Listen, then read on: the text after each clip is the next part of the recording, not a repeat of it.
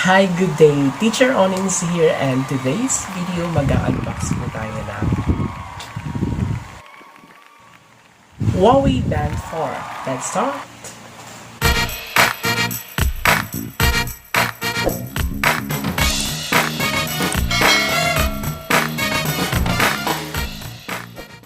Ayan, so unboxing tayo ng Huawei Band 4. So, eto, excited na tayo. Balik kararating lang po niyan, in order ko po siya sa Lazada, which is worth 1,730 kasama na po ang shipping fee. So, partially inopen ko na siya sa kanyang pack. Ayan, so tingnan natin yung kanyang loob. Okay, nice packaging naman siya. Maganda ang itsura niya.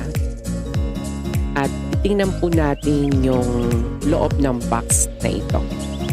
Ayan, so kung mapapansin nyo rin, walang UPE yung box. So, ibig sabihin, maayos ang pagkakapack niya. And then, maayos na ihatid ng courier sa akin, syempre.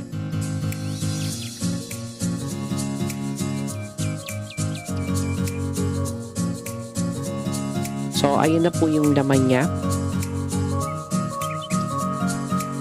May kasama po siyang, ayan, yung barcode na yan, siguro serial number. And then, may napansin ako sa loob. Ayan, so NTC approved ata ito. Ayan, so approved siya ng National Telecommunications Commission, which is good for us. Okay, so ito na po yung laman niya. Ayan yung itsura niya. So kung ano yung nasa labas ng box, ganun din po yung itsura niya. So, expectations met po tayo. Ayan yung kanyang sensor sa likod, mapapansin natin.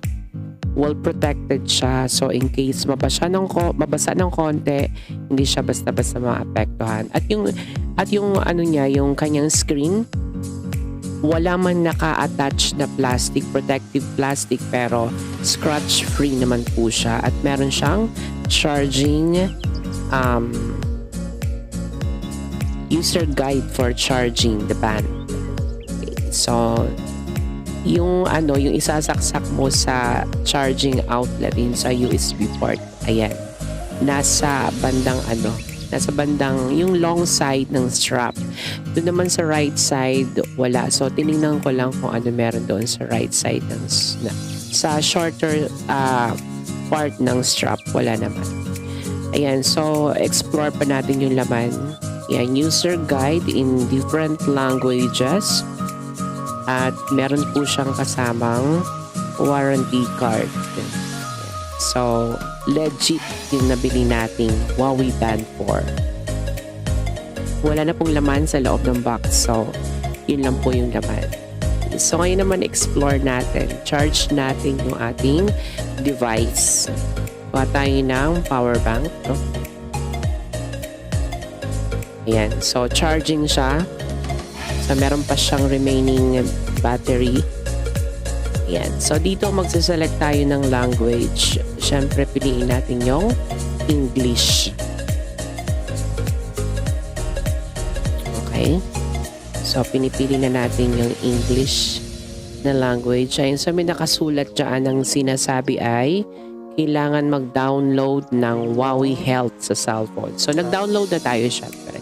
Ready tayo. So, doon sa app natin sa cellphone natin na Huawei Health, yan, click nyo lang po yung agree, yung allow.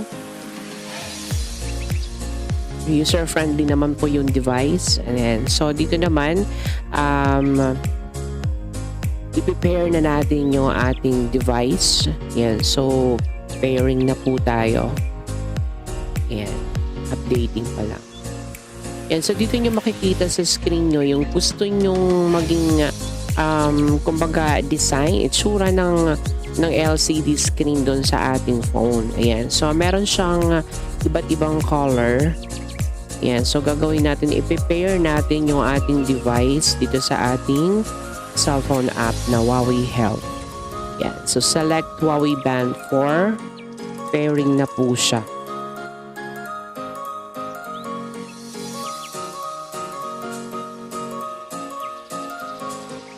Okay, so once na pair na siya, continue mo lang. Okay, then i-enable mo yung health. Hanapin natin yung mga i-access natin for notification kasi dito, ang kagandahan dito ay yung manonotify ka dun sa device mo, yun sa Huawei Band 4 mo, doon sa inactivate mong notification sa Huawei Health mo sa cellphone. Ayan. So, inactivate natin, enable natin yung access ng notification ng mga apps na gusto nating ma-notify tayo doon. So, ang kagandahan nito, kapag halimbawa may mga important notification like messages on your cell phone and then messenger, nanonotify ka doon sa iyong Huawei device. Okay, so i-allow lang natin. Okay, click OK. And then dito naman pipili tayo ng skin. Okay, kumbaga yung magiging design niya. Allow lang natin. Okay, so yun yung napili muna natin, yung the simple one. Ayan, so install lang natin. Then automatic, pag na-install na natin siya dito, may install na rin yan doon sa ating device. So i-check natin yan kung yan ba yung itsura doon sa ating device. Ayan na po. Perfect. So ayan, so parehas yung napili nating thing na napili natin ay kaparehas dito sa nasa ating device. Okay, so ngayon i-explore natin yung device natin. Ayan, so meron siya dyan step counter. Ngayon 0 pa syempre kasi hindi pa natin siya nagagamit na susuot. Okay, tapos meron din siyang heart rate. SpO2, ano yun? SpO2. Workout, and then yung more, meron din siyang music, so messages, at ang kanyang home screen. Alright. Then dun sa more, meron din siyang mga choices din. So explore na natin yung ating device at maganda naman po siyang gamitin. Okay, explore natin yung ating device and then para makabisado natin kung ano yung ino-offer ng device na ito. And as for me, nakikita ko na magiging very useful ang device na ito sa akin. Ayan, so gamit ko na siya at napakaganda niya. Promise ko po sa inyo. So it's a thumbs up. Kung nagustuhan niyo ang video nito, do not forget to hit the like button and please subscribe. Thank you!